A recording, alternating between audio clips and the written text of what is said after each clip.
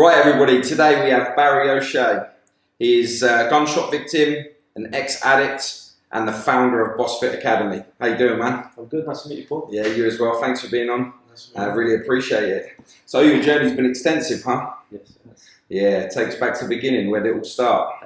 Grew up in West London, Irish relatives. Come from quite a big family. Mum had 3 children before she was 21, so did my dad.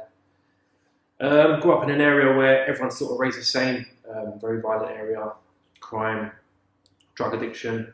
Wouldn't say blame my parents for my upbringing, but because they only done was they raised me the same way they was raised, and it's they were young kids, raising three young kids, and yeah, brought up in a really rough area.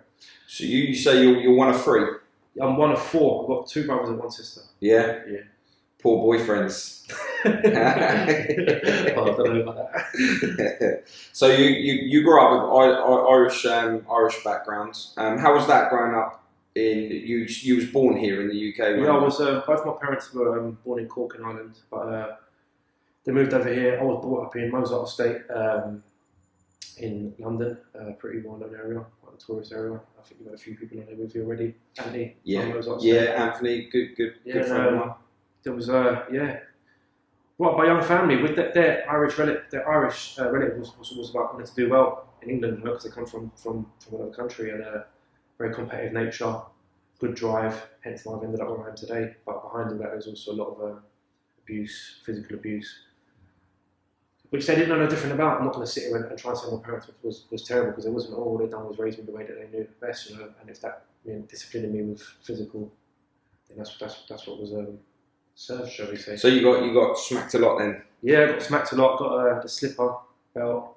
The old school ways. Yeah, I could tell you a mental story. I remember one time I knew. I mean, don't get me wrong. I don't condone adults hitting children at all. Now, at my own age now, I wouldn't condone it one bit. I think it's completely the wrong way to raise children at all. Mm-hmm. But I remember masking hardback books around my body and going downstairs, knowing that I was going to have murders with my dad and my mum, having drama with them. Yeah, you have to understand they was young, raising me. A lot of the time they was out the night before, drinking, trying to work at the same time, making ends meet, and when you've got hangovers and things like that, and you've got kids downstairs causing trouble, we used to get, it was quite naughty kids, really naughty. Do they look back on it now and see that the way that they did it was still right for them, and if they had a chance to do it again, would it have been different? Well, my mum and dad have completely changed. My mum and my dad have both raised my grandchildren through my sister's children, and it's completely different. You know? Yeah, they always turn around and say that it's your second chance to be a parent when you have grandchildren, and you do it completely different, and you bring your grandchildren up a totally different way. Yeah. And that's when they start feeling the regret, because they wish they'd have done it a little bit different. I mean, I've always idolised my dad, and when he was young, he used to drink a lot. Go out on benders on the weekend, wouldn't see him. You know what I mean? It wouldn't be. We always had food on the table, but it was always a bit of a struggle in our area. Go and find my dad down the pub on a Friday. That's the way I was raised, from a young kid, you know what I mean? And I wouldn't be food on the table and things like that. So when my dad's in the pub, some of the best times I had was when my dad was drunk. We used to have a great time. We always missed school on Monday. He'd take us to the curry house, and it was the same with my mum. She was, you know what I mean, she'd go at bingo, and we went at bingo, we'd get takeaway and things like that. So it was always looked at like the thrill-seeking side of things, and addiction and alcohol as a good solution. But the truth is, it's not. And because of that, probably ended up going on the wrong road, the road that I went down. But within all that, my mum, if I'm going to say that the environment for them was bad, I've got to look at the good things that I've ended up doing in my life, because of them. I went to one of the best schools in Britain. My competitive nature has got me to where I am today. Building what, a 6-figure business in 9 months off my own back, coming up from the back of rehab. All these little things I've got also taken into account. My mum and dad, and that raised me really well to do where I am now. And they both completely changed my life. My dad, married to another woman now, was up here a few days ago on my birthday. Come all the way up here and was just very impressed with what I've done. Got my own property, my own gym, we're in there now. Just really grateful, quite emotional to see what I've done. Because when the area was before, I'm not saying it's a location issue, but it certainly has a massive impact. If I was in the old area, none of this would be possible still. Because of course. Yeah, you have to change your environment to progress to the power that you're supposed to possess. You know, it's something like from reading your story and coming here today and seeing in your own gym, like this probably wouldn't have been possible if you were still knocking around with the same people doing the same things. You know, it takes a lot to be able to see that you need to move out of the area for you to be able to make all of this dream possible. I mean, from a young age, I always wanted to do well. Hence why I got into a great school. I went to London Oratory in Chelsea. You know, and I was like, I think I'm probably the only boy in the whole year on free school dinners. And I'll see that these people from middle class backgrounds and above, they lived by different sort of morals and principles to what I did. They all had money. They had no idea of the concept of money, whereas I was always chasing to get more money. So I was the boy in school selling sweets and selling yo-yos, which obviously stemmed into selling drugs, which went down the wrong road. But because of that drive that I had and that competitive nature, I was out working at 13. I got a job in Chelsea football ground, which is next door to my school. And my dinner lady in my school ended up being beneath me, and I was only 14. I went there with a fake ID that I made myself, which I used to sell as well. Did she rush you up? No, she was sweet. I was 10 when we was getting paid on that. And then also at the same time I was in there, my competitive nature and the shortcut side of me, I was in there when someone ordered like £20 worth of food, I'd type in £1 and I'd take the £19 to the side. And I started making a lot of money doing the wrong thing. Yeah. Young. Then obviously I went from selling yo-yos in school. Don't get me wrong, I've done really well in school. I've got 9 GCSEs, I've got AS levels, law, art and accounts. I've got level 3 radio production, I've got a diploma, qualified as an electrician. But I chose the shortcut life. You know? What was it that made you, like, it's clear that you're an educated man, like just speaking to you over the phone before we end up coming up to do the podcast, I could hear and see in your text messages that you articulate, you know. So where was it, like you say, you went to one of the best schools in the UK, like at what point did you go from, you know, just having that life where you could have carried on with your electrician's career and things like that to ending up going down the wrong path to the journey that you end up taking that was wrong? When I was in primary school, coming out of primary school, secondary school, I was sexually groomed by a teacher in there, and he also groomed my parents, my mum. When my dad caught on him one time and beat him up, but he wasn't actually being any paedophilia thing towards me at the time. Because when I got into year 7, he started saying certain things to me, and I just become vulnerable. And I was always the boy in the area. My brother was always in front of me with the crowd of boys. I was always the shy boy in the background. I went to the posh school. I never got involved in nothing. And I was shy and I was small, and no one ever bullied me or anything. It was me, my brother, someone else. And then when I got to this good school, I sort of stood out. I got really big really quickly, started playing rugby. And now my mum had moved up to West Kensington, which is away from my old area. And then she broke up with my dad. There were no discipline anymore. My brother was still going to the old area, the old friends. And then sooner or later, I ended up moving back down to the old area. And then now I realised that I could use my academic skills in this bad area where not many people are very intelligent, you know. They're used to like going out as we spoke about, like people robbing banks and, you know what I mean, a shortcut life of signing on and benefits, and it's brought up from handing down from father to son to go out and make their money robbing, and from mothers to daughters going, I mean, you get a drug dealer boyfriend, get a cancer house, or get on the sick and you made it. It's the wrong way to live. And in that area, with my intelligence, I could survive really well. Yeah. So while I was doing the electrician on the side, the truth is, I got really bored with the electrician stuff. And on the side of it, I was selling drugs. And I really well. By the time I was 17, I got a lot of stuff. What drugs were you selling? I started off with cannabis, then I moved into cocaine. I started selling half boxes, then boxes, kilos, and then never really went above that, 1 or 2 a week. But at 17, that's a pretty massive amount. Yeah. To do a lot and have a lot of clientele. But within all that, I started using cocaine because it was like a massive, I couldn't believe it. I was getting all this attention from women. I could talk the talk, I could use my academic articulate brain to talk the right language and mould into any crowd, very manipulative, very cunning. But behind it, I was just becoming like, the truth is, I've never ever been that person. If I have a line of cocaine, I'll turn into a gangster overnight. I wake up in the morning absolutely shitting myself about what the hell I've done. So you just don't remember, like... I remember, but when I'm doing it, I don't care. Because in my head, I'm like, I sit there and think, right, I'm doing demeanour this. totally changed. Sit there and think, you know what? I'm doing this. When you wake up in prison, just don't worry about it. This is worth it. And I convince myself because I'm on drugs, because my defective brain, because I don't want to feel vulnerable, and it's making me feel vulnerable. I'll come out and do something stupid. Then I wake up in prison. I sit and think, how did I ever convince myself that it was worth it? I'm looking at many years in jail now, and it's absolutely mental. It's all because I didn't want to stem from the childhood of not wanting to be that shy child, that vulnerable person, that was groomed by a teacher or seen as almost like a victim person in my area. But then when I started selling the drugs and taking drugs, it made me shine in it, made my ego stand up. I loved it. After your going back to this grooming side of things, like did this guy ever get caught out other than when your dad? He still works in schools. It's weird. It was really I only ever brought it up. It's really weird since I told the truth about it 2 years ago. My life has completely changed, and it probably held me mentally hostage for many years. Because when I get drunk or too much drugs, I end up by myself in a room. I go out on a Friday, got money in my pocket. Monday comes, I'm by myself in a room, 1 can of Strongbow, absolutely in hell. Look at my phone, what have I done, where have I been, and then all the bad stuff comes in. Your inhibitions are just highlighted massively. In my conscience is there. I start thinking, did I do something wrong? And all them little things. Why did I lie for this guy? But I understand. When I was 10 years old, I thought I was very, very, very, very smart for a young kid. So I thought this man was my age, and we were just chatting, 2 fellas talking about sex and things like that. But then when you're asking me to, he said, what about sleeping with my niece? She's 8 years old. And I was like, she's a bit young for me, isn't she, mate? But when I was 10, I thought I was a big man, because my pals were all smoking drugs and smoking crack. And this is the thing, and it's only when I got older, we stopped talking, me and this guy, and that's when I started realising, like, man, he was a paedophile. He's got 2 kids, this man as well. Like, and I'm not going to bring his name up or anything, so I don't want to get into it. But it's sick. He's a sick person, really sick. Yeah, sounds it. Mate. And it's like Andy said in his podcast, if you're going to rob banks, you hang around the banks. If you're going to be a paedophile, you hang around kids in the schools. Yeah. It makes a lot of sense. Like when he put that in a perspective like that, I was like, do you know what? You couldn't have said that any clearer, really, for anyone to understand that. So I ended up spending half my life getting away from that vulnerability that's instilled in me of being bullied, being physical abuse, parents, other people, watching my mother get bullied, to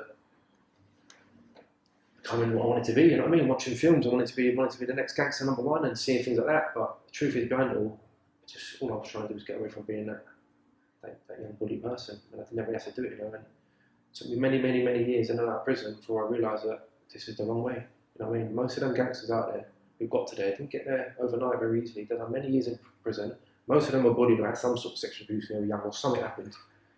And they're all a bit tapped, just like myself, but they've got a bit of a defective brain, except I'm trying to get spiritually well and get a bit better. I am a bit better. It's progressing. So when you said you were selling drugs and you then started taking it yourself, whereabouts were you mentally, or what was it that made you start to have a taste of what you were selling? I was always like a smart person, never take drugs, never end up in prison ever. I'd always sit in rooms with boys, and it looked like it's almost like a rite of passage to go to prison. You just know everyone has to go to jail. That's what it was. You ain't been jailed, you look funny, but you don't sniff in my area. If you don't sniff, you're seen as the odd person. Yeah, if you're a criminal within that area and you haven't been to jail, you're a snitch, right? Yeah, 100%. It's 1 or 2 things, isn't it? It's like you're either doing cash in hand job on the side, doing something dodgy, you know what I mean, robbing Scooter boxes, or selling drugs, and everyone's just trying to just shitting each other to get ahead. Like, I sold drugs. What I done was wrong. Like you don't. So what? For me to have nice holidays and live a nice life, someone else has got to suffer the way. Like, I end up suffering in. Like, it's like if you see a wounded animal, you wouldn't go to an pestry, would you? Like, but that's basically what I see it like. And don't get me wrong, I've got nothing against people who sold drugs and it's not like it's just not the life that I live anymore. So I still know people from the old life who are all involved in that sort of stuff, but it's not. I don't condone any of it myself. You know, my pal said to me on the phone the other day. He said, "Used to be the hunter, now you're the gatekeeper." I thought that was really good. I thought it was brilliant. But yeah, it's just the ism of that lifestyle is all the shit I went through for 12 years. You know what I mean? And why I ended up in a shooting, in and out of prison.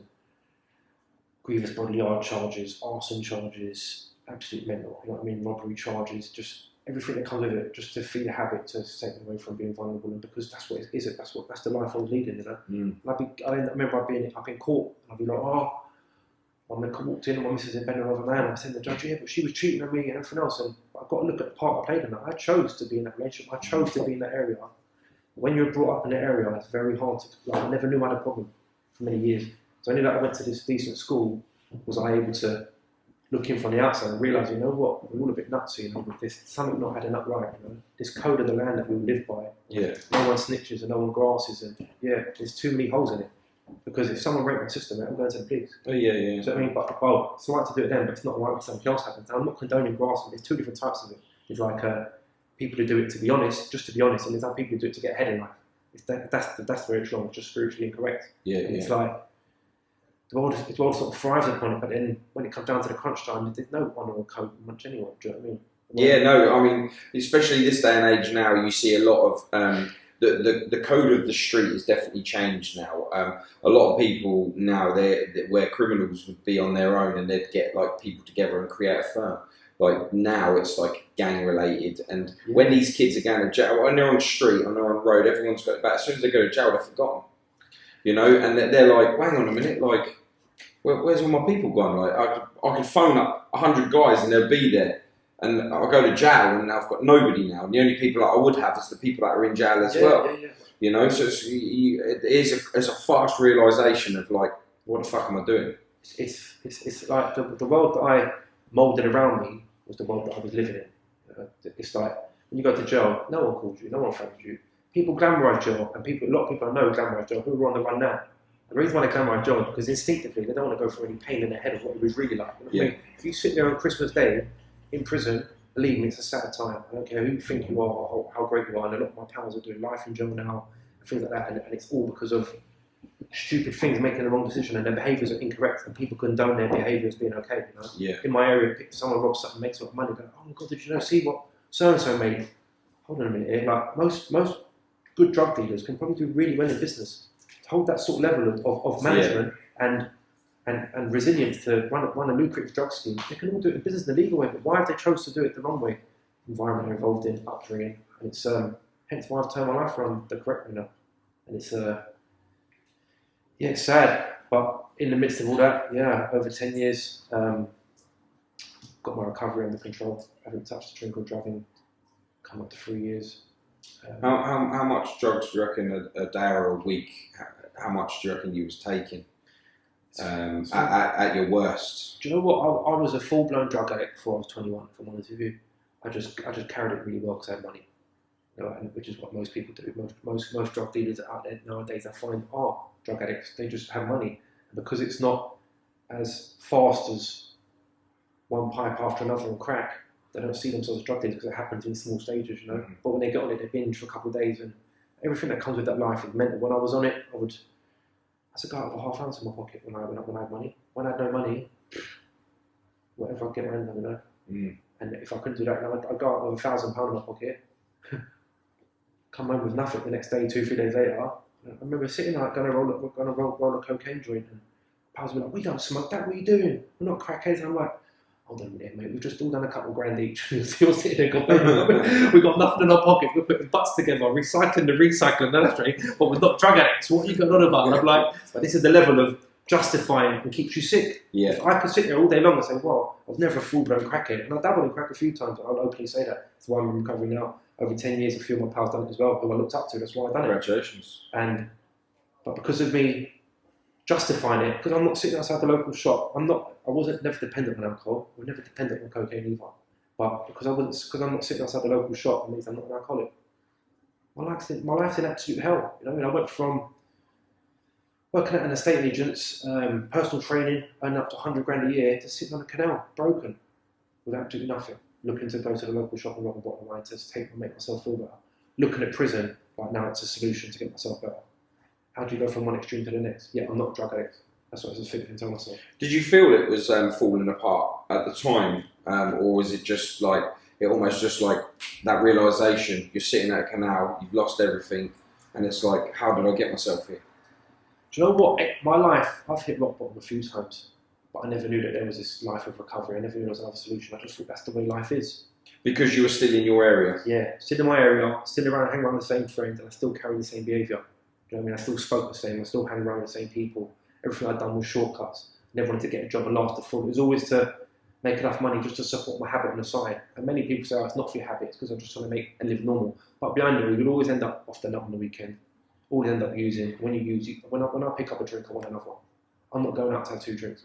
I don't even like the taste of alcohol. How mental is that? Yeah, when I drink, I go mental.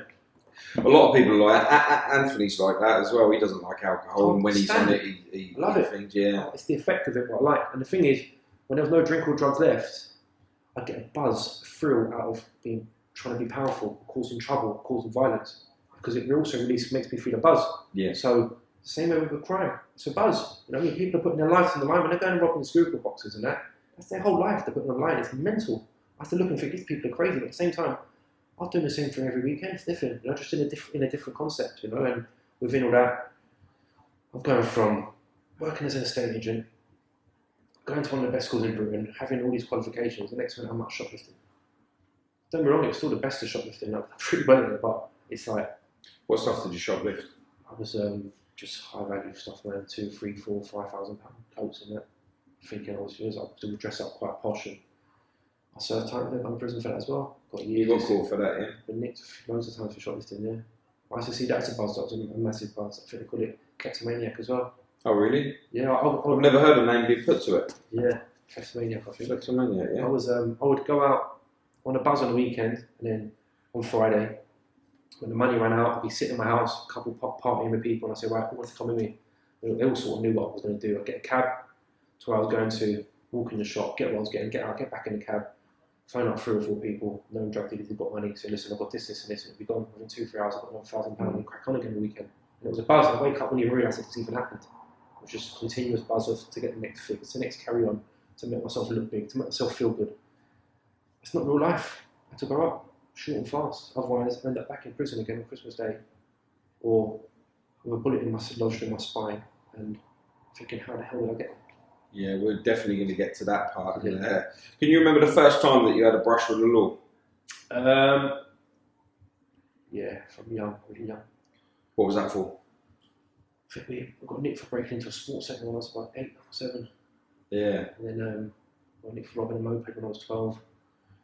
And I got nicked for shoplifting back in 2000. I was going to a nightclub in Old Kent Road, Caesars, with my pals, and I would go down to quite a big name brand shop, Selfridges it was at the time. I'd go and rob some clothes on a Friday, make enough money, because it was £20 to get in free drinks all night. This is how much I used to chase the alcohol. See what I mean? I'm already using one addiction to get another one. This is from young. Yeah, just sitting there trying. I'm working out how you were thinking, and you were literally living to party from a young age, because the partying made me stand out. Mm-hmm. It took me away from feeling that vulnerability side, you know. And I've only worked all this stuff out from going to rehab, and working on my behaviour, and working on myself for a long time. You know, I went through an institution, rehab, for close to 2.5 years before I actually got. Although now I've got my own property and my own business in it. Before I had all that, I had to really work on my behaviour, because as much as I believed that drink and drugs were the problem, it wasn't at all. The problem was me. And it's you, yeah. It always has been. Always has been. Don't get me wrong, if I put a drink in me, it's game over. If you gave me a drink now, I'll be back on the train to London no time. You teetotal now? I'm teetotal now, I don't touch it. It's the best thing to do. No substances whatsoever. I mean, if I have one sip of a drink, I want another sip. Before you know it, I'm making up all these lies to all my clients, cunning, manipulating everyone, I'll be back on the train, justifying it to my mum. And luckily enough, I might end up back in prison. Lucky, I won't end up being shot or dead again. So, do you think that you'll always always have an addiction, but now you've learned how to manage it. Because like you say, now, I mean, you've built up this massive empire, your future is seriously bright, you're going places. You spoke to me about 2 books. Is it too early for this? Yeah. You talked to me about 2 books. Things are progressing to like literally such a high status. I'm blown away with it myself, like seeing and reading your story before I actually met you, to being down here in your location and you're in a really nice spot as well. It's like, and to see that and to hear your story, it's you've become something big, and you'll have people now looking up to you. I do. You know what I found is that my solution now is different. You know what I mean? Don't know. I believe I'll always be in recovery. I'm always going to be an addict. I mean, if you're allergic to peanuts, it doesn't matter if you change home, get a new missus, get a new life. If you eat peanuts, you're still going to come out in a rash. If I drink alcohol, I have to say thing happen all the time. That's what happened to me. I tried it for 10, 15 years just to drink alcohol, not take cocaine. Within half a pint, I'm on a cocaine. Then once I'm on a cocaine, then I'm causing trouble. Whatever job I've had will soon wither away. Yeah. And sometimes I might get lucky. I might have a drink and go home and fall into bed and have a normal life. But then the next week I think I'll try to test it out again, and I reckon I could do it again. And sooner or later I'll end up back to square one. So no matter what way I look at it, I'll always end up back broken again. So my choice now not to do it, and I help a lot of people my solution now is spiritual growth, which is helping people. Massively, yeah. Don't get me wrong, I do it through personal training and I do get paid for it, but I also do a lot of free spiritual work. I help drug addicts with fresh off, sponsor people. I do a lot of recovery classes up here. And that's how I built my business from scratch. Yeah, I've seen you do lives as well. Yeah. I've been on your lives and seen you do that, and I think you do massive positive work, and I think that the more that you put out in such a way that you're going, the more you're going to keep saving people, and that's I think that is great. I think it really is great. I mean, the way I see it is like, right now, there's people out taking drugs right now. People out there committing crime. There's people sitting right now looking at life sentences. There's people looking at getting many years in jail, all sitting there, all worrying, all in fear. Whereas I've been through quite a lot of these things. So it'd almost be selfish of me if I didn't now tell people how, or try and guide them in the right way to get out of it. I mean, it'd be selfish of me to keep this to myself without telling people, look, there is a solution, there is another way out there. And I'm not saying I've got the solution, but I still certainly have helped a lot of people within my academy at the moment. You know what I mean? Not just losing weight. I'm talking about relaunching businesses, changing their behaviours, probably reducing the crime rate among people that stop taking drugs who work with me, and slowing down the alcohol intake as well. And it's all that feeling you get when you open the door for someone, that feeling there, that really small feeling you get, or helping a lady down the stairs with a pram. I'm old school like that. I'm exactly the same. Little things there, you can't buy it yet, and that's basically what I get every time I help someone. All the time. And even when they don't think, you open the door for them, they just walk past, and because I look the way I look, they'll put their head down and go, you're welcome, and then I just carry on about my day, and they're looking as if to say, I know that I've done good, so I'm happy that I've gone off, but I'm just letting you know that it was rude of you. I held the door open for you. That stuff doesn't happen these days, so it's good that you still do that, because I do that still now. Because of that, on a different scale of helping people, that's my spiritual growth in it, and that's what keeps me not taking drink or drugs anymore. That's what keeps my behaviour in check. That's what helps me progress in life and become a better person. Not taking any more shortcuts anymore, doing things the correct way, the way I should have done, the way I wasn't. So I was raised properly to do it. And as I spoke to you earlier about, when I was raised that if someone hits you, hit them back. It's wrong, because all my pals in school who brought up differently to me, they wasn't raised like that. So if someone hits you, go and tell the teacher, or you talk things out. And yet they're all got decent jobs, married. Yet I'm in and out of prison for GBH and other crimes. So I'm not saying it all stems from that, but it certainly has some sort of level added into it. Yeah, I mean, like most things, when you do something bad, you can find yourself getting such a rush from it that you want to keep doing bad, and especially if you get away with it. 100%. But I mean, as much as the not it's a glamour at all, but the glamorous side of it, people who these stories are, and people warm towards violence. God knows why, because it's all right warming towards it, looking at it from the outside. But when you're involved in it and you're sitting there and you've got no way out and you can't open your door and you think people are going to come and kill you, and believe me, it's a different level. Because when you're in it, it's not as glamorous as it seems now. I mean, I've been there myself, curtain twitching, and I've been very violent in my past, and to stupid extents where I find myself how the hell I'm not in jail for life, I don't know, you know. I've been up in court many times for knife offences, and now I am fighting knife crime, you know. Same. So the turnaround is possible.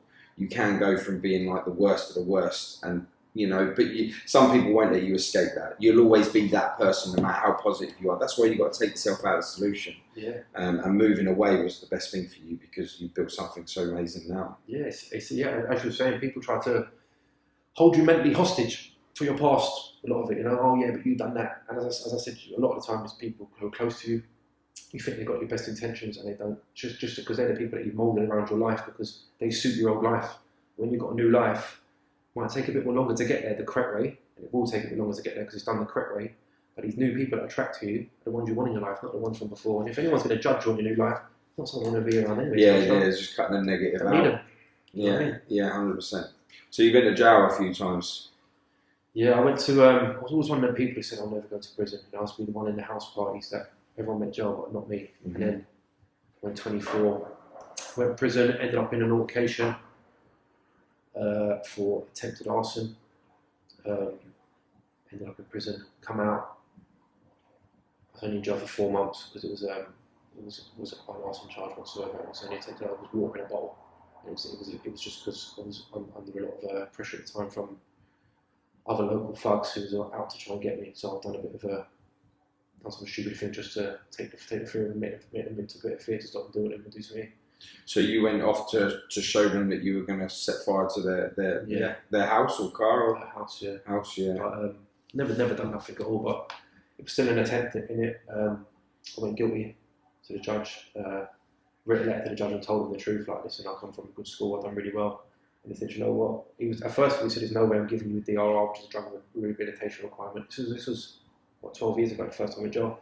There's no way I'm giving it to you because this is attempted arson. You know, this serves a prison sentence. You must be crazy. I've seen the video and that, and I was like, can you read my letter? So I written the letter, and it was the truth. It was actually honest truth. First time I wrote real honest truth. Said, look, truth is, this is what's really happened to me in my life. But when he went out and walked back in, you know, they tapped on the door to stand up. Before he come and sat down, he went, I'm going to give you a DRR because of your letter. But I don't honestly believe you're going to stick to it. And he was right. Within 11 weeks, I was back in prison again. I was back out. Imagine how mentally is. I come out of jail. Now I'm in jail for being high on cocaine, trying to commit attempted arson. Get released. Tell everyone that's it now. On Monday I've got to go to a rehabilitation requirement. And I was of the belief that if I take cocaine, I'll go back to jail. So I've come out, I'm not doing no drugs anymore, that's it. I'm still hanging around with the same people. I'm drinking, by the time 4 o'clock in the morning come, I'm sniffing cocaine again. No, man, I've just had the worst 4 months ever in prison. The first 4 months I was bullied, like, I was really like vulnerable in there, and I was thinking, this is, and then it's not cocaine, I couldn't work it out. Do you think, like, when you went to jail the first time and you were bullied, do you think it's just because you're a newbie on the line? Yeah, newbie. But when I went back the second time, it was a hell of a lot different. It was just like jail, just like school. I just seen there's most people in there. Do you think it's because you probably come across that you were scared in jail, or it was just new, you'd never had it, you'd heard the stories, watched probably films like Scum and that lot, and I just didn't think I belonged in there because at the time I was a drug dealer and I was quite successful at it. I think, what am I doing hanging in here with the lowest of the low? Like, there's only one place lower than jail, and it's death. So you think, what am I doing here with these people? And I see the people in there from my area. It's just like, these are people who are committing big crimes, and I don't do none of this stuff. All I've done was sell drugs, but I was certainly progressing in that field where I was going to. And come out, 11 weeks later, back in jail for another charge, violence. Again, while I was high as a kite again, ended up serving another 6 months. And then basically over the next 10 years, I was in jail every single year. What was the 6 months for? Violence, you say? Violence again, yeah. That was for, it started off on GBH, got dropped down to common assault. Yeah, it was another stupid after not sniffed up again, cocaine. Can you talk about that, or is it? Not really, for honest with you. Oh, there was a lot. Well, basically, I walked in on the wrist in bed with another man. I had an altercation with the guy, and by the end of it, she ended up being caught up in the middle of the altercation. He ended up with a broken jaw. I ended up with a couple of bruises on my face as well. But I ended up going to jail again, being involved in common assault. Were you on licence, were you? I was on the DRR. They brought me back to reset me for the arson, and the judge said, no, it's not. I'm not going to give it. I don't get any more because I've done really well on Was it the same judge? Yeah, on the DRI I've done really well. I've done for the whole 11 weeks. But I was just lying for the whole 11 weeks. I was still using it on the side, just didn't tell anyone. I just carried it really well. But that's when I went to my first Cocaine Anonymous meeting. So from that little seed that was dropped then, I probably ended up where I am now from them little things then. So it might took 10 years to get there. But that was the start of my my violence criminal career really. I went from being a drug dealer and entrepreneur to suddenly catch my missus in bed with another man, feeling vulnerable, wanted him back to being vulnerable, didn't like it. Knew I could get crime, knew I could handle prison, knew that if that's the lowest they could do for me, I can carry on doing what I want. I can still get high by taking drugs. It's a buzz, the thrill of violence. It's a thrill what I was doing on the side, selling drugs. And I just loved that thrill-seeking behaviour. And it didn't stop until I was fully broken. I mean, even after the shooting, when I got shot, it wasn't. You surely would think that would be rock bottom for me. I came out in 6 months. Talk to me about the shooting, like the leading up to it, like the why, the what. I was in a. Do you know what? A year before I got shot, I was in a house party with my brother, and it all went. Everyone, when 1 minute it's all normal. I don't know. 1 minute's a bit normal. Next minute, everyone gets a bit paranoid. Everyone's on the cocaine too much. My brother was like, "Oh, that guy, he's looking at us a bit funny." It was the owner of the house. Next minute, he walked in with a hammer. There was an altercation. I tried to stop him. He was a big guy. I've left the house. I've heard my brother screaming. My brother come running out, blood all over his neck. The guy was standing there. I remember he had a knife in his hand. I tried to stop him. Me and my brother ended up leaving. I don't really know what happened with Vinny's house. We've left, gone to my mum's house. We've been up all night, doing out and drinking drugs again. But I was in that party lifestyle, in that zone. I mean, making enough money, go out, party, and take drugs and drink. And back to my mum's house, back to the pub. The police followed the blood trail from my brother's neck, where he'd been slit in his throat. We carried on partying. Police followed the blood trail. We went back to the pub. Was it like because he got his throat slashed, and you followed the blood trail? Yeah. How big was your brother like? No, it wasn't. His finger was also cut as well. It wasn't. My brother was alright. Had really, really bad cuts on his fingers as well, and his finger. But it was where he was in the house and the guy was trying to attack him with a knife. I don't know the ins and outs of it. I don't want to get into it either. But yeah, my brother was alright by the end of it. But this is what I mean. So I can talk about it quite normally, but this is the level of. On the outside, this ain't normal stuff. Yeah, I mean, I can talk about it like it's quite normal because it's an everyday thing in my area. This sort of stuff happens all the time. People get drugged up and drunk, and they fight. You know that old saying, you don't go back to strange people's houses. Well, you don't. Because this is the stuff that comes of it. But it's even before that. You shouldn't be taking drinking drugs anyway. That shortcut to happiness, the result with my brother being stabbed in the neck. My brother ended up getting 5 years. I got 21 months. The guy stood up in court, gave evidence, and said that one of us punched him. He ended up losing his left eye, and his eye was glazed over. And believe it or not, I'm genuinely sorry for what happened. I genuinely. Who the hell deserves to lose a eye in the middle of the night out? That wasn't no one's intention, you know what I mean? I think the guy was punching his eye, I don't know who done it, or whatever happened within it, whether it was me or my brother, but that wasn't no one's intention. It was just basically too much drugs and drink. And then my brother's getting 5 years, me doing 21 months. Guy's left eye or right eye being glazed over. And going to jail. I come out after. Have you seen that guy since? I walked into a shop and seen him there once. I met his family members, apologised to them. But I even apologised after it happened. That wasn't no one's intention, you know. No one deserves to lose an eye. Yeah. My brother, we didn't deserve to be in prison, and we don't normally serve our time.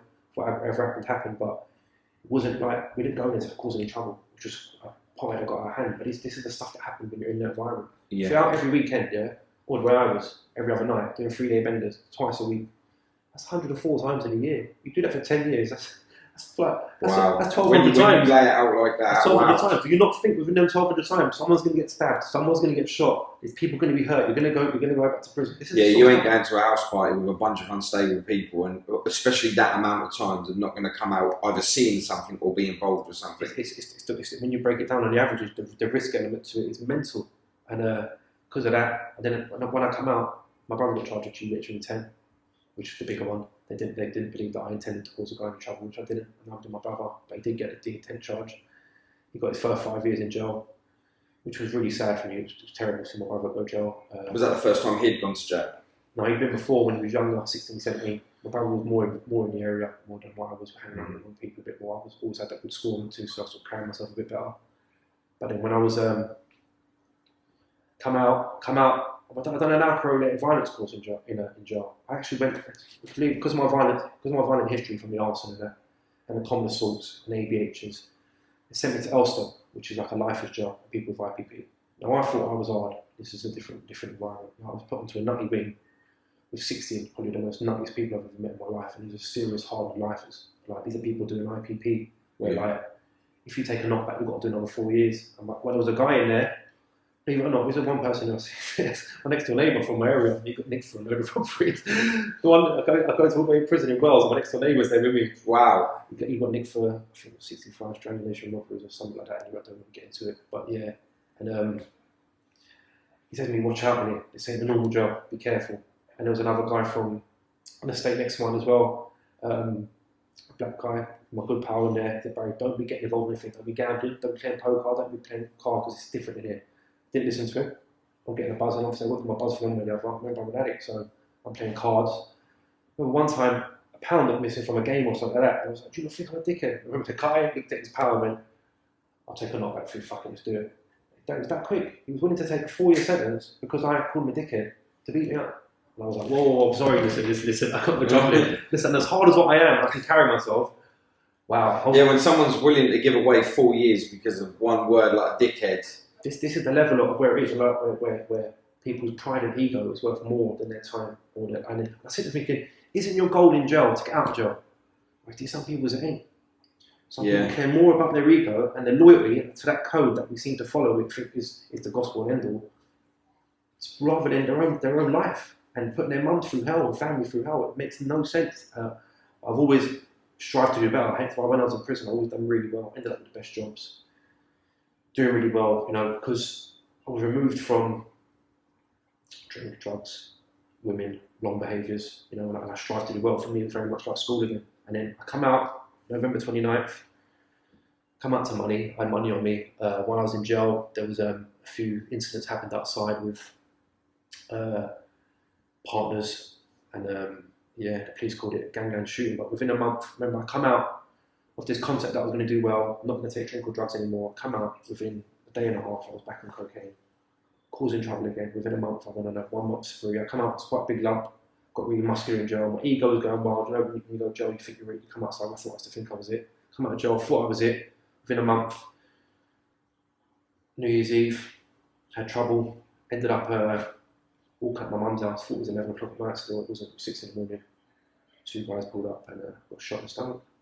And then I remember standing there. I remember falling on the floor. The guy putting a gun to my head and jammed up. I remember seeing a white flash. Wow. And I hovered to my feet. And I turned around. I was trying to make it back to my mum's house. I was in the distance. Remember, I'd only just left my mum's house. It was a mental night because from the start it was a crazy night. Because my plan was, I went to a nightclub, had a bit of trouble in the nightclub with old past enemies or people I thought were jeopardising my future. So I left there, went to a house party, forgot about all the trouble I just had another argument with someone else who I thought was jeopardising my future. And the next minute, my brother's phoned me, who I haven't seen for a year because I was in jail. He's like, "I'll come and meet you first at mum's house." So I've gone round to meet him. I thought, right, my plan was go and see him, have a couple of lines of cocaine with him, then go and see my pal Lee over the bridge because he was having a party. But I thought I'll also bring Lee's bicycle with him because my brother had taken it through before that. So I thought I'll kill 2-3 birds in one stone. Forgotten all about the trouble that I caused earlier on in the party because I was so off me nut. Gone back to my brother's house, I'm sitting there sniffing, and then I was getting phone calls to go and meet certain somebody. Phone calls to meet someone as in a setup or... No, a partner, go meet a certain girl, but then I was sitting there thinking, this is a bit odd. I just had dramas with this girl, like, while I was in prison, we had absolute hell. I was meant to have, like, been asked her to lay a couple of bets to me to make me a nice bit of profit, but then she told me she hadn't make it, she was on holidays and that, and it was making me feel vulnerable, the things she was doing on the outside, cheating, and that was what I believe she was doing anyway.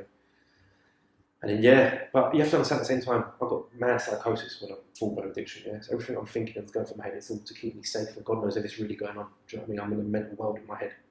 The next minute, walk outside my brother's house, going to meet whoever I was meant to go meet, and 2 guys come out of nowhere and shot me in the stomach. And then running back to my mum's house, hobbling, I remember screaming, I remember making as much noise as I could after I got shot in the stomach. I turned away and I was like, "Oh my God, you shot me. You actually shot me." But I always thought I knew that it was going to happen anyway, because at the time there was a good few people after me. So I was just one of the people just brave. Did you have the threats to life? Yeah. Or did they just come out of nowhere? You would know, you think, well, I'll live this life, it's going to happen one day. Well, the police said I used to get my own shooting, and the thing is, because of the life I led, to be straight, I'll be honest with you, 100%, because that's the life I was involved in. I'd make serious threats when I was drunk, on drugs. As I said, I turned to a gangster overnight. I'm not like that.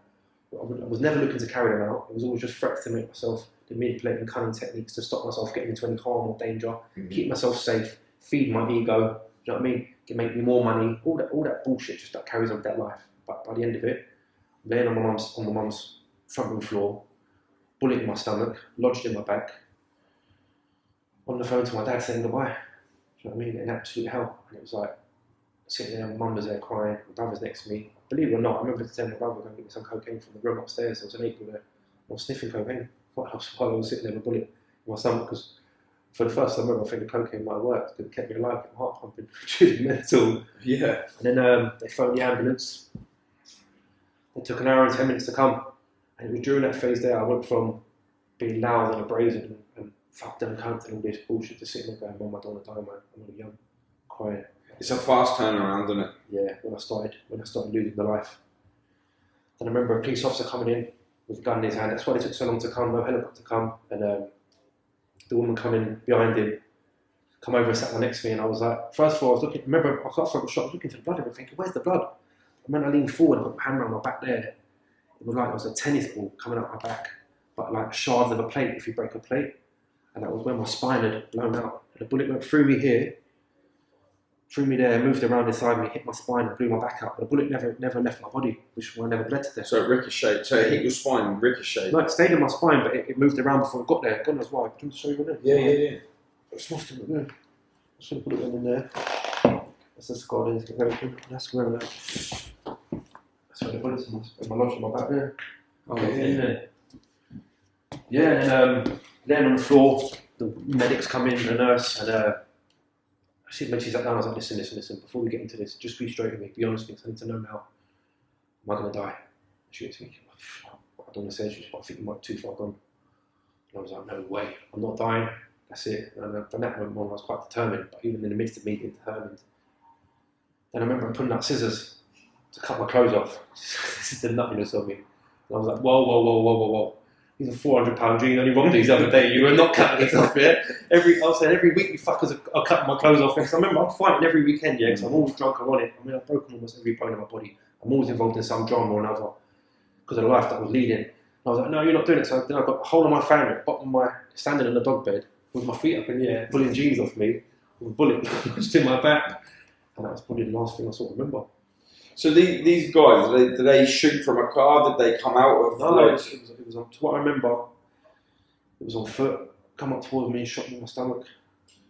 Two of them there. What was it a handgun? A handgun, yeah. To what I sort of found out afterwards, the same people saying it might have been a 38, but I don't know if a 38 would have caused death. I mean, 38 would have blown people out, but I don't really know the ins and outs of what gun it was. Even though I ended up with a bullet in my spine. And the thing is, as much as I thought I knew it was, the amount of trouble I caused could have been anyway. The amount of trouble I was in, the police put it down as gang violence.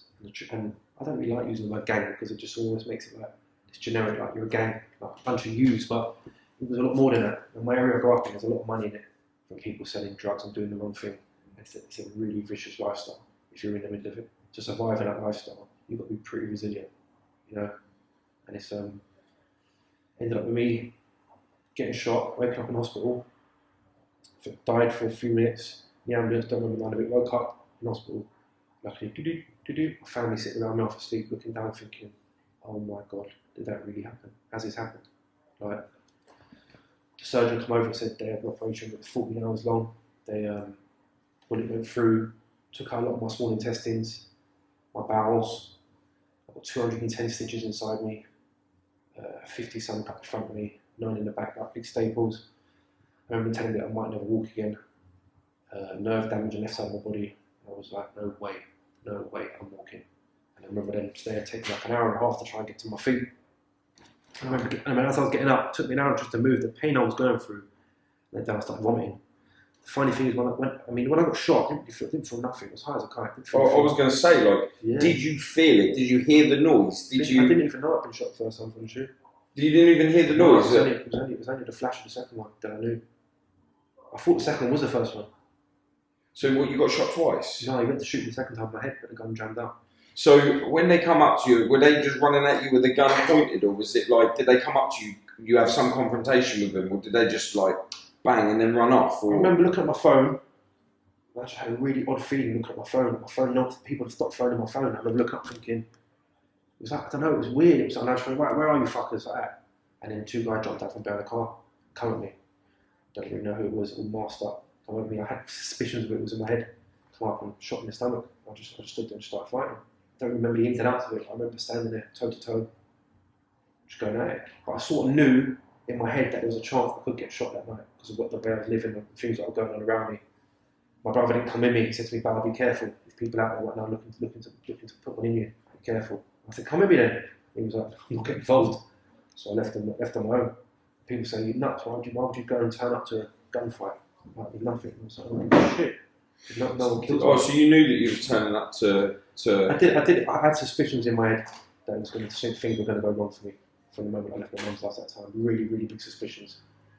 And then, but the thing is, if I hadn't left my house, what I sort of gathered afterwards, they was going to go to my mum's house anyway. So you started scrapping with these guys. Yeah. They shot you, and you didn't realise. When did you realise you'd been shot? When you were laying on the floor? It was after the flash, I think.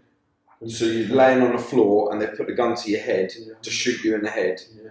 It jammed, and then what? They ran off. I don't even know. I remember jumping into my feet, screaming and shut the gun had jammed up. They were trying to unjam it. One of them was just standing there. He was trying to unjam it like a kid with a toy gun. I jumped up going, "Oh my god, he fucking shot me!" Looking at my stomach like that, and I turned around and still took off. I remember it because when I was running, I remember putting my back forward like that, so that if he does unjam it, starts firing at me again, he can't shoot me in the back. Yeah. And I'm also running left and right. Dodge a bullet.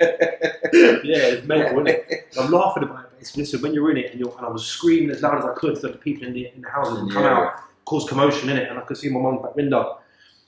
And I started hearing pings off other cars. I think he was firing the rest of the round, bullets at me.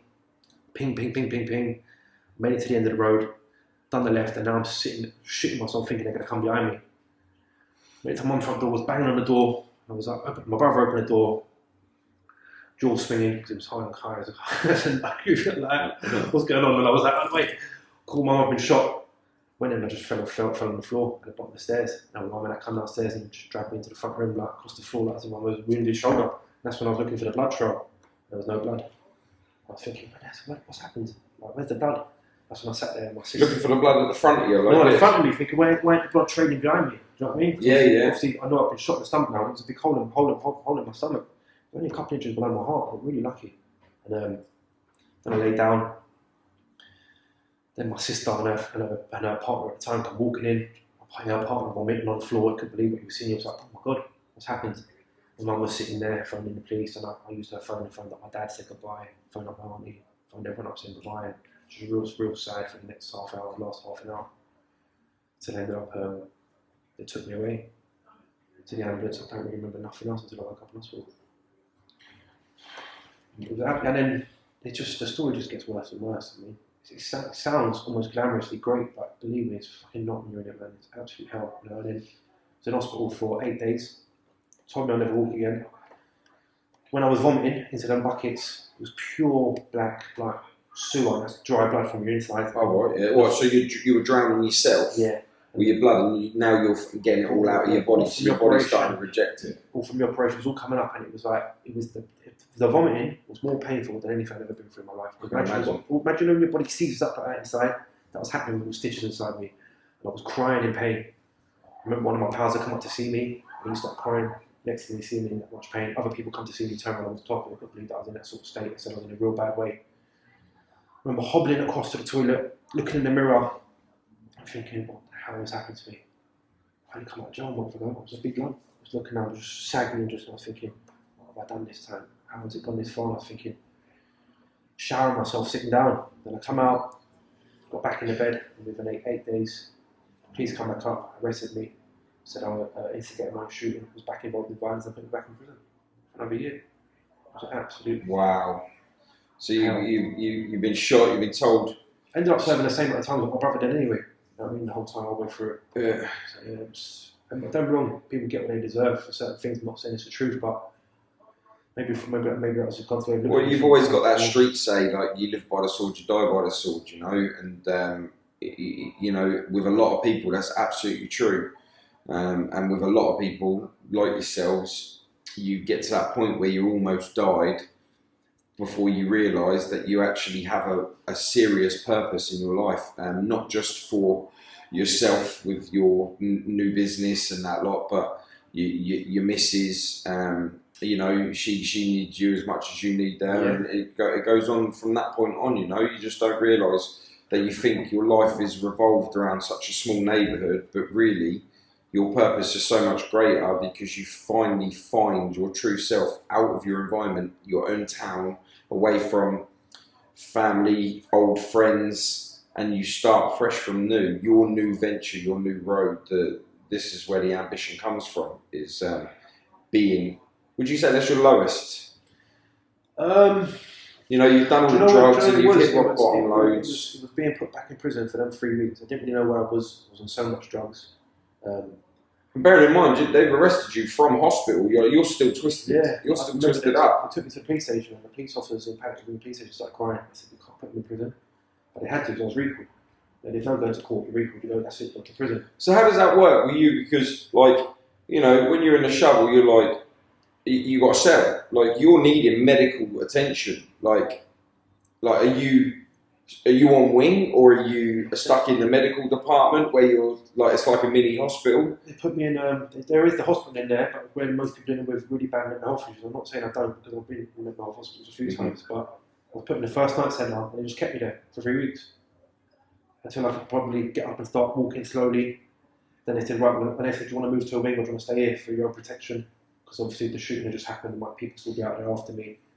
Police have come up to see me. I'm getting called this, I'm getting called names, and I'm sitting there thinking, hold on a minute, I'm being called grass, but I'm sitting here in prison. Yeah. It must be really good grass, isn't it? Yeah, it's mad how like your environment can just turn on you just like that. And this is what I try and do with my project that I have on within my region, my area, is saying, like, when you're on the street, you even though you're amongst loads of other criminals the same, you ain't family, you ain't friends, you are just people living the same lifestyle. But when it comes on top and you are the one that's serving the sentence, you are doing it on your own. 100%, and your mum, your dad. Yeah, well, this is what I always turn around and say. Like, whenever my brother went to jail and stuff, he used to say, brother, it's hard in here. And I straight away, I bounced back at him. I said, you not think it's hard for us out there, you being in here? You know what I mean? Like, you're not the only one serving this sentence. We are serving the sentence as well, you know? And he kind of stepped back and was like, do you know what, brother, I never thought about it like that.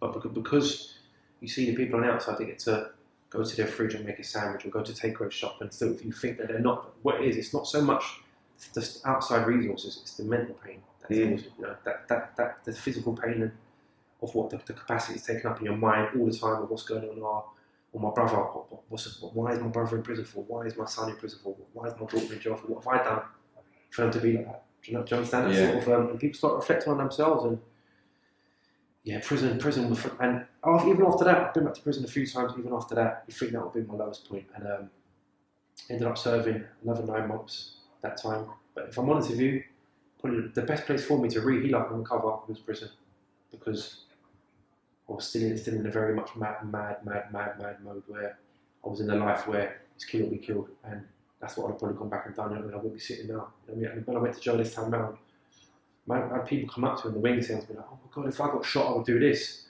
I remember sitting there thinking, it was really denting my pride, thinking, wow, what am I going to do? Because I don't want to kill anyone. I never have done. I might have played up to that image. I never wanted to hurt anyone. I never physically want to hurt anyone at all. When I'm not on drugs, I'm a normal person. I'm an academic, I went to a good school, and I want to do well in life.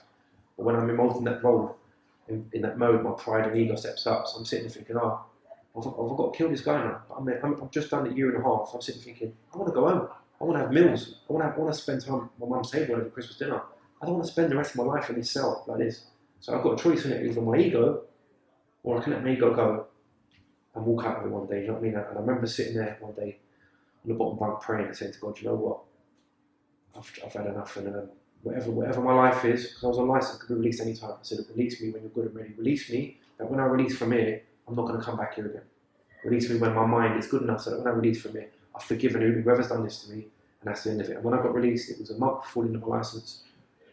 probably the best time I served in the 10 years. I ended up being out of jail for 18 months and I come up with a whole new different concept. I started hanging around with new people. Spoke the universe. Yeah, started hanging around with new people. Sort of hang around in a different areas, my area. But within 3 weeks, I remember it's my birthday, I had a drink, 3-4 pints, and it come on me, get some cocaine. I remember I was staying at an approved premises at this point. If I don't go home, I go back to jail, I only had another 2 weeks left on my license. So I'm not desperate enough anymore. You know, my license getting a bit comfortable again. Yeah. I didn't go and use that night, but I was completely powerless. I remember this pain inside me, like, oh, man, I want to go and sniff cocaine, like. But I never. But within the next year, it was a slow downward spiral of qualifying as a personal trainer. I'd become a personal trainer because of the shooting. I started realising that, you know what I mean, and plus I was 21 stone overweight before. Before, when you got shot? The year leading up to the shooting, I went to jail, 21 stone 9 pound. I come out 14 stone 4. Was that a lump or was that ripped to pieces? Yeah. When I was 21 stone, I was all chubby and fat. And I lost all the weight in jail. Do you reckon that helped you? Yeah, survive? Yeah, 100%. Because he put the gun there, so the distance that the bullet travelled was only small, isn't it? Yeah. The bullet picks up momentum as it travels. So if it was only there, that's why it didn't get full capacity. And if it was a 38, pretty certain, you know what I mean, it'd probably kill a grizzly bear. So do you reckon, you know, when you wake up from the hospital, do you reckon them saying that you weren't going to walk was through damage that they'd had to create through surgery? Because after you got shot, you made it home, walking home, and you've made it to be able to walk again, or do you reckon that was just nerve damage? My left leg. I still get little twinges now every now and then. My left leg. Do you know what I mean? My left leg sort of goes. Adrenaline carried you. 100%. I didn't. Do you know what? I don't remember nothing until I got to the corner of the road. Then I started hobbling on the right side, and then when I woke up, it was like, well, I had really bad pains in my lower back for a long time, for the whole 9 months. I mean, I was in the gym 3 months later, bench pressing with staples in my stomach. That's how much back ability I've got, and how much resilience and willpower, as most drug addicts do to survive that long. You know what I mean? I was in the gym bench pressing, trying to get 120 up, just 3 months later. You know what I mean? Because I didn't want to lose my face and what I'd gained. But when I come out of that time, as I said, it took me another 18 months before I ended up back at rock bottom again. Went jail for shoplifting, got a year for shoplifting, high value goods. In that process, then I met, just by chance, I ran into a life coach for a company called Trailblazers, a guy called John Owen, who just come up here the other day. Trailblazers, yeah. Trailblazers, yeah. He's been with me for 4 or 5 years now. He came in, spoke to him, and I said, you know what? For the first time, I'm going to tell someone the truth. I said to him, I'm never going to lie to you from this moment forward. And I told him the truth, and he's helped me all the way through up till now, to where I'm now. He came up the other day to see me for my week before my birthday. But he always knew that I had this in me. You know, I was the first one I spoke to about the sexual grooming. I was in prison this time around, but last time before I come out. It's just excelled from there. For 10 years, I tried it my way. I tried to get clean from drinking drugs, living in the same area. You can't live the same way and carry your behaviours the same, because you'll always end up in the same solution. The same solution for me with drinking drugs. That's my resolve. Sitting at the end, you know what I mean? Yeah, it seemed like something that was quite repetitive for you to just keep running back to. And then I remember saying, like, this time around, what I want to do is, the aim was, the obsession was to just drink without taking drugs. There's always been that, yeah? Have a normal life and party with everyone else and live a normal life, but I generally can't. As soon as I do it, I just go loops. You know, the Jekyll and Hyde characters. Now, 1 minute I'm an academic, next minute I think I'm going to someone, causing trouble. You know what I mean? Arson, GEHs, involved in gunshot victims, and all this mentalness and selling drugs is just absolutely crazy. The truth is, none of it's even me. You know what I mean? It's just a person that I wanted to be, to stop myself feeling shy. Right? When did you realise that none of it was you and you were just playing up to your estate? Do you know what? I've always sort of known, if I'm honest with you. I was so deeply involved in stuff. I remember one point sitting down with one of my girl pals. She was like, Barry, you was talking about how many people are after you and certain things like that and being scared. Who's after you? So I've written the names down on a piece of paper. I remember her looking at me going, wow, you're fucked, man. How do you make it through day-to-day basis? And I said, so really smart, and I've got time to walk through the area and that. And it's mental, but that's the buzz of it all. But if you get caught on the end of it, you end up on your mum's floor with a bullet in your stomach, or you end up doing a life sentence. People who went to my extreme of the way I live my life, the way I used to live my life, of taking drugs, involved in crime, they're all doing life in jail, on the run, have already died, fallen off of bridges, fallen out of windows because they're high as a kite, been stabbed. You know what I mean? And that's what comes in that ism And people, if you'll be lucky to make it to 50, man, being with the way I take drugs, you're lucky to make it to 40. It was an achievement to me to make it to 30 where I was living. Do you know what I mean? All I wanted to be was this big gangster number one, big drug dealer. What about the fact that you're going to go to prison many times? You know what I mean? They only have to get caught once and you're in prison. I soon realised that prison, you know what I mean? After a few years in jail, you soon realise it's a safe place. How many years have you done in total? I've done 6 in the space of 10 years in jail. Which didn't really, in my time, I didn't really feel like I was in there that long. Because I always thought, when I come out, I always thought I was on holiday. I was nothing on holiday. And then I come out and think, yeah, I'm doing this, do that, got all this stuff. Parents heard it a million times. The difference this time was, when I was sitting on the canal, and I told you that story, me sitting on the canal, I just had trouble with my mum. I think I attacked my mum, just come out of a house party. I was sitting there, Saturday morning, 6 o'clock in the morning, with nowhere to go, no money in my pocket. Been up for 3 days, looking around thinking, how have I become to this point? How have I got to this life where I'm now? I'm looking around, I'm looking for a place to sleep. I was too much pride to sleep on the street. So I think, I could go up, go and rob some clothes. It's too early, I have to wait till 12 o'clock, so the shop's getting me busy. I thought, it's 6 o'clock in the morning, what am I going to do? I thought, I'll wait for the local shop to open up, I'll go one bottle of wine, I'll back it as quick as I can, and then I'll sleep anywhere, I don't care. I remember sitting there thinking, you know what? I prefer to be in bed right now in prison. And that's when I remember sitting and thinking it's time to just give up, surrender to this life that I'm living. I thought that was it. And then I remember walking around to my mum's. I had knocked at my mum. She phoned the police on me. The police come. Best thing that ever happened to me. And from that moment forward, I knew where I was going. Didn't want to go back to prison at that time. I went in front of the judge. I don't even know. I was in court a month before that. Come in front of the judge and I said, look, any crime I'm up against, anything at all, I said, I'm guilty of all of it. I've lied about everything. I'm a full-blown drug addict. I've tried to do it my way for years, tried to drink. I can't do it. I said, I need help. I need to get to rehab. If you can send me to rehab now, by all means, send me. If you can't, I'm going to go one way or the other. And the judge said to me, do you know what? He only spoke to me like on a level, like on a normal basis. And my barrister was in front of me. The judge was like, do you know what? He said, I admire your honesty, what you said it today. I admire it massively. I said, the tag I'm meant to be wearing, they gave me a month ago. I'm not wearing it. I haven't been home. I've gone straight back out, committing crime, straight drinking, taking drugs, trying to survive in that world of ego, getting birds and looking the bollocks. And the truth is, I never got toilet roll at home. Did you break down? Was you broken when you said this, or was it just like how you talk to me now? No, just the way I'm talking to you now. And the judge said, you know what? He said, admire it. He said, rather than going in remand, he said, I can give you a sentence now if you want. I've got a sentence in my head. I said, yeah, go on and go for it. What do you think? He said, I'm thinking around 18 months. I said, yeah, I'm happy with that. He said, right, 18 months it is. Give me 18 months. He said, if you're so passionate about going rehab and sorting your life out, as you already know, as you've been jailed many times before, you can go rehab at the end of your sentence. I said, oh, sweet. My own accord. I ended up in private jail, Thameside, which is pretty decent jail for prison. So now I should say it and glamorise it, but it's a pretty decent jail. There's opportunity there. And from there, so I wanted to go to rehab. Just by chance, my paperwork landed on my old funder's desk from 3 years ago. Oh, really? When I was meant to go rehab then. But I never went because I wasn't desperate enough. You know, I still loved that lifestyle. You know, I went clean then for 53 days. You definitely have to want it. Yeah, man. You've got to, I mean, your life has to be shit. Because remember, every time, prison for me was rehab. So I clean. When I'm in jail, I don't use. I know a few people like that. I get clean every time. So I leave there big, looking great.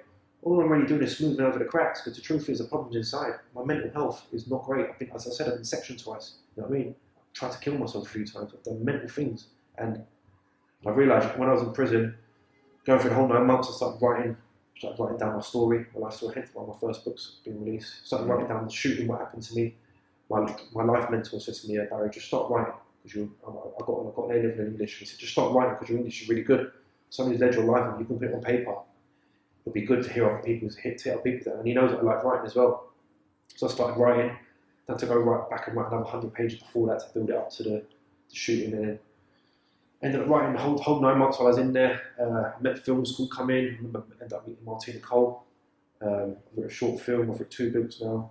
I haven't published anything just yet, so many publishers are out there. But in the midst of all that, I had people going to me again, why are you going rehab for? You're 8 months clean. What are you going on about? And I was like, I'm not going back to the same environment. I don't think I understand it. And it's very hard for me because every time I leave jail, all I want to do is go back to my old environment, show off, make a bit of money, start sleeping with girls, get a couple trophy girls who look really great, make myself feel better, look how muscly I am now, and survive in an area where getting on the sick is seen as a solution. Do you know what I mean? Like, why would I want to be the kingpin of this sort of environment? Yeah. It makes no sense. Why not go and do it in the real world? Yeah. Where the rest of the world live in.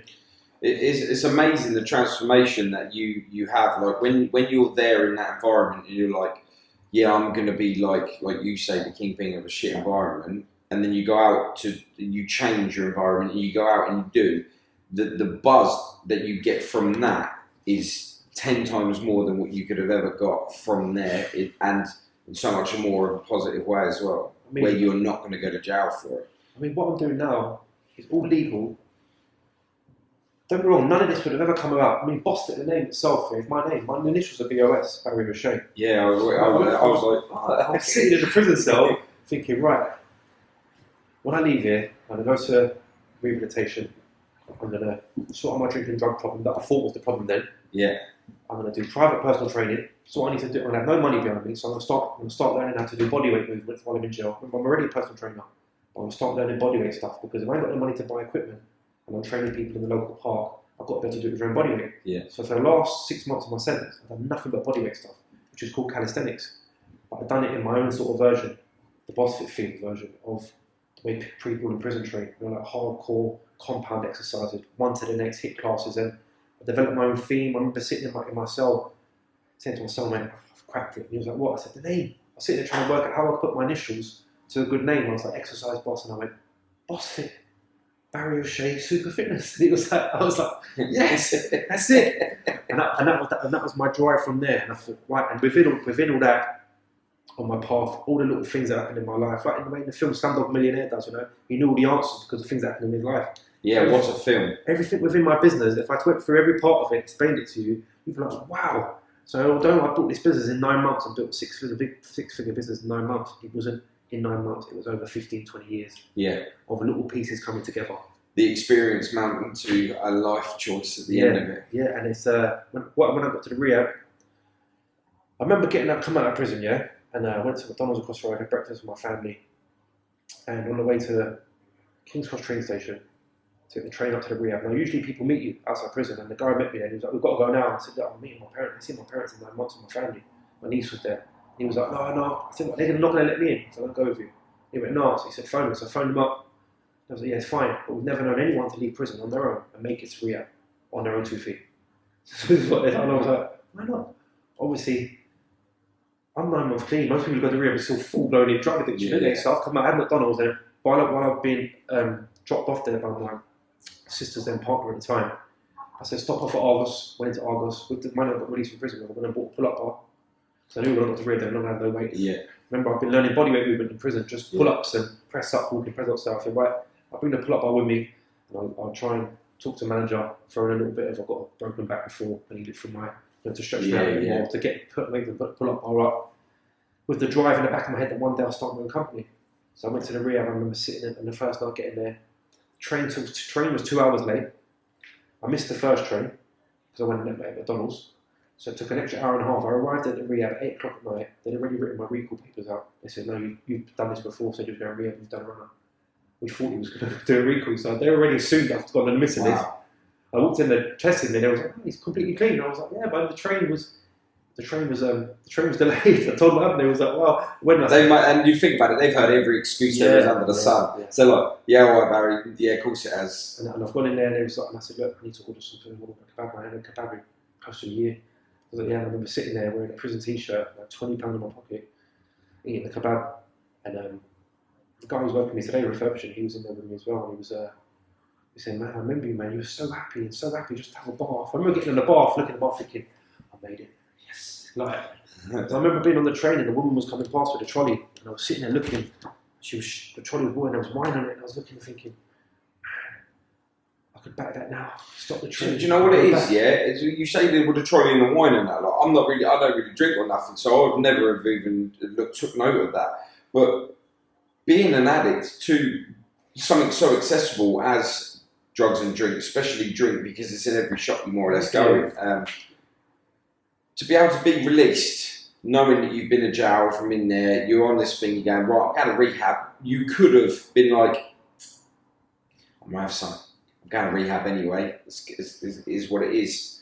But that just goes to show how much you wanted this new version of you. I didn't want to. I remember sitting in the train thinking maybe this would be like will this be the rest of my life? What I'm doing, but I knew before I got there. I said when I was in jail to the funder, I said, listen, wherever you send me to, I'll go. He said the one I'm sending you to is the one you didn't want to go to before. You said Hull was depressive shithole. So it even sounds quite depressing, but it's not. It's absolutely lovely around here. Yeah, first time I've been here, it's absolutely nice. It saved my life. It's like holiday town, and the people are so lovely and humble. It's absolutely saved me. And when I walked through that door, it's the best decision I've ever made in my life. It wasn't the fact of not taking the drink and drugs. It was my behaviour that I changed. I try my best to not do anything incorrect anymore. I don't lie. I'm honest. Show courage, willingness. I don't mind getting vulnerable now, telling people the truth, how I feel. I mean, if I have to cry, I'll cry. I told people the truth, I told me that I'm a bit afraid now. My whole life I was afraid. That's all I was afraid. I was living in fear the whole time. I remember telling my brother's girlfriend a few years ago, she was like, sure, I said, I'm shitting myself. She said, what do you mean? You're Barry. And I was like, do you know what it's like for me? I said, every day I wake up, when the news going to put a bullet through my window. I said, I'm looking naked on the street alive. I said, I'm constantly in fear. She was like, oh, I didn't know that about you. I said, yeah. I said, I'm always in fear. There's only certain people I tell the truth to. Within environments. Yeah. In my environment, if you see vulnerable people, oh my god, yeah, the violence should be took straight away. I mean, in my area, if you sell drugs, you get kidnapped. You get shot. People get shot. It's for a living. That's what happens around there.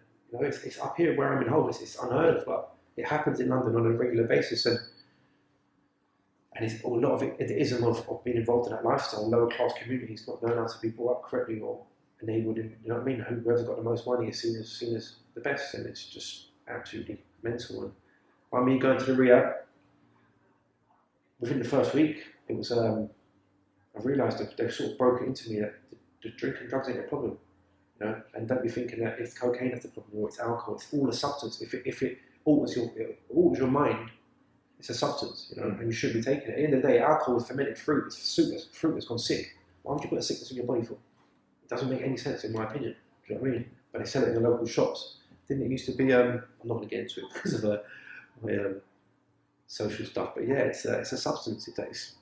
What does it do? It's just a shortcut to happiness. I find my happiness now through exercise and through helping people the correct way. Well, then you turn around and say, like, it's a poison, it's gone off through. You are putting a poison in your body, so you are what you take. You drink the poison, you're going to exit poison at the same time. That's all you're going to lose hours. Never looked at it like that. I mean, don't get me wrong, there's people out there who can drink sweet, go out for wine, have 2 glasses of wine and go home, carry on the work as normal. I just don't see the point. I grew up where if we drink, we're going out. My dad used to drink on a Friday, I looked at Billy like him. He'd go out, get drunk, paralytic all weekend. So that's what I looked at me. Now my dad's been a completely different person for the last 10, 15 years, married a new woman, completely changed, settled, nice, humble guy. And I idolise him still now, do you know what I mean? Don't know me, I still believe my raising was a little bit difficult, bit over the top, physical abuse and that, but it's just that's all they knew. How can I hold anyone hostage for things that's all they know? It's the way they see things. That's the way they were raised. My dad grew up exactly the same way I did, See his mum getting battered and things like that as well. So my dad's family very much the same. His sisters and sisters, partners, all involved in that lifestyle, that gangster lifestyle, and the isms that often come with that lifestyle. But hopefully enough, luckily enough, I got out of it. Made the right choice to. Yeah, you've got yourself quite a place here. You've got a lot going to go on within the premises that you've got. You told me a little bit about what you've got going on here, and I can't wait to come back and see this place completely thriving. And I believe it will, and I will come back up this way and come say hi and just see how it is. I mean, I'm absolutely. I mean, it's only when I take myself out of this and look back in and see how much I've done in the space of 9 months to a year. 9 months when I was living in the back of rehab, I managed to build a 6-figure business, an online coaching business. I'm the social media manager for a few companies. I've relaunched other people's businesses for them, and they're making money from it as well. Wow. Really good, and it's all because of now the principles that I live by of being honest. I mean, this is the short and berry of it. I don't take any more shortcuts to get happy. I do it properly. Even my training programs that I do with exercise, I do from the core outlets. Calisthenics is based around the core outlets, Yeah. I do a lot of bodyweight stuff. So your body ends up becoming in the best position, the shape it's meant to be. Processed food. It's all shortcuts. Yeah, a lot of people do prosthetics where they concentrate on what it looks like from the outside, and they're failing to see what the inside is doing because they can't see that. You can see what's outside, but you can't see. You're not treating the insides any good, but your outside looks good. you'll end up being like me. I'm the sickest looking ill the fittest looking ill person there is out there. Yeah. I used to. I mean, until you're spiritually well inside, your outside is always going to mess up no matter what. You know, you're always doing this smoothing of the cracks. And I could sit there, be on a 2-day bender, go home, have a quick shower, put some aftershave deodorant, and look and feel like I say, "Do you look alright? You look brilliant." I said, "Yeah." In the inside, I'm an absolute storm. Yeah. And I'm in hell inside because I'm smoothing over the cracks just to fit in, to stop myself feeling vulnerable. I got honest, sort myself out, changed my behaviours, try my best not to do the wrong thing anymore. And there's no one chasing me down the road anymore. There's probably still people. I mean, for example, in the last 6 months, I've had 2 or 3 serious threats still, people from the past. Do you want to know what the difference is this time? Me, I didn't react. I haven't reacted to it. I'm not involved in that life anymore. I just responded, I'm sorry for whatever I've done, apologise. I can't do any more than that. Yeah. I made my amends, and on a daily basis, I now try and live my life in a way that if I'm going to step above the threshold and make a mistake, I've got the decency to apologise. And if it goes too far, I'll go and talk to. I've got a sponsor who helps me out in recovery. I've got a business mentor. I've got a life coach myself. I've got a personal trainer. I've got people who I aspire to be in every aspect of my life. And my 5 closest friends at the moment are all business owners. You know, my missus is an operations manager. Surround yourself with what you want to be. Yeah, I mean, one of the conversations I have today are about positivity and going forward. No wonder that we've ended up crossing paths. Crossing paths, yeah. I'm a big believer in that karma, man. And the nice thing now is that it's like, whereas before there'd be a group of guys all looking to go and do the next big drug deal or next big drug smuggling, now it's like a covenant of men, ex-criminals, all looking to do the right thing. And you see it on YouTube all the time, and all looking to do the right thing. You, Marvin, Andrew Pritchard. Yeah, Marvin's on mad missions, man. Like Roberts, there's loads of men now all looking to do the right thing, man. If you put them men together in the wrong aspect, it's still going to cause trouble the same way, but in a negative influence. But now if you do it the positive way, that's what's going to happen by the end of it. Yeah, Marvin's on some mad, like, I got nothing but love and respect for Marvin. Like, I've seen people take shots at him, like, over the internet, and he's like, I'm not getting into it. I'm not getting into it. Reaction. And yeah, and his reaction is, I'm not giving you the fuel to make my life negative. And what other than respect can you give for that? Yeah, because Marvin can react. Yeah. He can deal with it.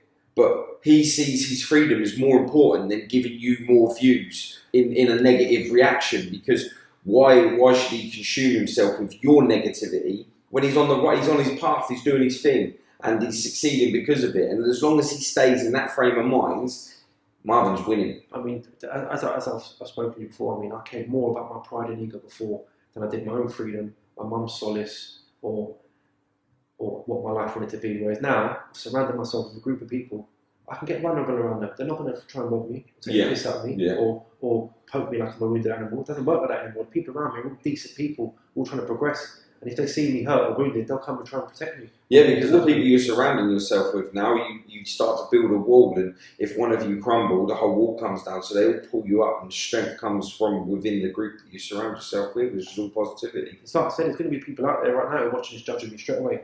100%. Because what it is, it keeps people safe. Yeah, people going to the fact of, I remember him, he was an idiot, or look at him, I mean, he was no gangster. All that stuff there. Listen, I know I was no gangster. I suffered with imaginary gangster syndrome. I thought I was. Yeah. Always someone worse than you. I've been beaten up. Oh my God. Humiliated. The worse you get on the street, the more of a person you become within a negative place where you're trying to be the man, the worse that your come down's going to be. Because when someone comes for you, if you're a normal person, you have a row with someone, you can have a one-on-one fight. But if you become this mountain of a psycho, yeah, do you think they're going to come to you? They're going to come to you. They're going to shoot you. They're going to stab you. They're going to come 5-6 men strong. You know, you're setting yourself up for such a big, rude awakening that you might not come out of. You're lucky. Do you know what it is? What I find is that the bullet missed all my major organs. Yeah, I managed to walk again. From that, I become a personal trainer. I played rugby as a child growing up. Remember there were WhatsApp groups there. I remember there was 200 people in the WhatsApp group, and someone said, I've been thrown out of my house, I've got a room that I can live in, and 6 people replied instantly, and I thought, wow, that's brilliant, you know. If I had a group like that selling things, I'd easily get people onto it. And I thought, wow, WhatsApp group. So when I come up here, I start my own WhatsApp group. The recovery principles I use in my normal life. All these little aspects of my life come together, and I train people up here for 6 months for free. I have nothing but free work to get that spiritual growth back. I need to give back to society. amount of trouble I caused, and drugs I sold, and things I've done wrong, crimes I committed were wrong. But you have to understand, I was spiritually sick when I done it. I'd never done it with anything. As a well person, you wouldn't see me do that. It's wrong what I've done, and I'm fully own up to all of it. And if I could take things back, I would. But I can't. So all I can do now is apologise for what I've done the most I can, give back the best I can, and grow from it. And a massive amends for me is not drinking or taking drugs again. If I do take drink or drugs again, and I'm talking shit about it, it's all bullshit. Yeah. Do you know what I mean? And that's only going to make you look a fool, not me, you know. Yeah. So, like, I believe your words. I can clearly see your words, you know. So what is it that you would say to the generation that's coming up today? Like, if you could give them any advice on not to take the path you took? It's catch-22. I know you're going to sit there and probably think, well, that's not going to happen to me, or I'll never end up like that. But believe me, if you're around in the wrong environment right now, there's people watching this right now probably sniffing cocaine right now, wanted on charges. Believe me, you've got to go back to basics and work on your behaviour, sort your stuff out, start hanging around with the correct people, start exercising, get your mentality right, and from that, the physical aspect will get better as well, and you'll become better in yourself. You know, don't hang around with the wrong people doing the wrong thing, because you'll end up in the wrong place. It's the way it works. The law of averages, when we've done the risk element earlier with the numbers, if you're going out every weekend, that's 52 weekends a year. Go and do it for 10 years. How many weekends is that? It's a hell of a lot. The chances are you're going to see a lot of stuff that's going to happen to you. Because the environment out there, they're not all safe. It's not a very safe place to be right now, especially in common areas. People are killing and stabbing each other to get ahead in life. And it's not the correct way. The rest of the world don't live like that. You don't have to live like that. And I learned the hard way. Bullet in my stomach. Family distraught. One thing I'll give them now is peace to my parents and solace. I mean, to my brothers, sisters, family, they don't worry about me anymore. I've got financial freedom, and I've helped within my academy and helping people lose serious amount of weight. I've had a girl lose 5 stone. I was saying her name, Julie McLinden. Since February, she joined me. Lost 5 stone.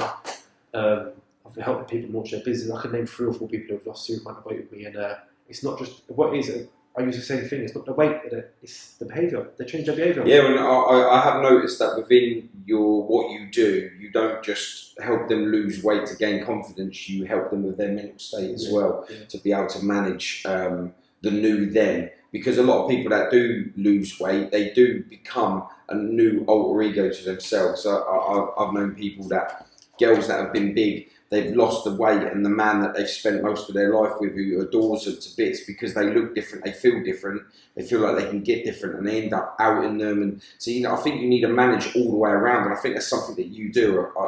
Yeah, what is, because I know myself from being overweight. Yeah, when I lost all the weight, everyone's telling you look great, amazing. Sooner or later, that ego that you're getting is gone. People get used to you, so now you still want to fill that void. And what do you fill it with when it's all sort of gone? For me, most people go back to comfort eating. Whereas most people, I'm not trying to push away the gadget ban. If you do it the natural way, your life gets used to it, around it.